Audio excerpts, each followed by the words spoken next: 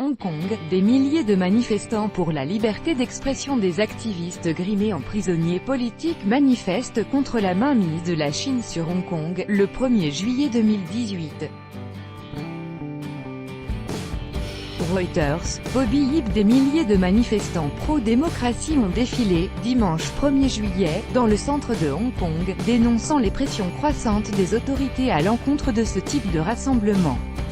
Les autorités chinoises ont eu recours à différents moyens pour mobiliser leur puissance et faire annuler le rassemblement, a accusé devant l'AFP Sami Ip du Front civil pour les droits de l'homme, à l'origine de la manifestation de ce dimanche 1er juillet. La police a ainsi mis en garde les riverains qu'ils pourraient être arrêtés pour rassemblement illégal s'ils se joignaient à la manifestation, un moyen d'intimider les citoyens, selon Sami Ip.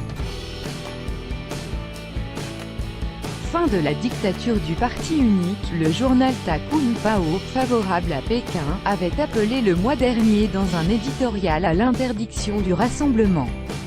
Le défilé s'est achevé devant le quartier général du gouvernement de Hong Kong, les manifestants réclamant la fin de la dictature du parti unique. Le gouvernement ne travaille pas pour le peuple et beaucoup de gens souffrent, a déclaré à l'AFP Iris Wong, 26 ans. Depuis le mouvement des parapluies de 2014, les principaux militants pro-démocratie ont été poursuivis pour des motifs liés aux réglementations sur les manifestations.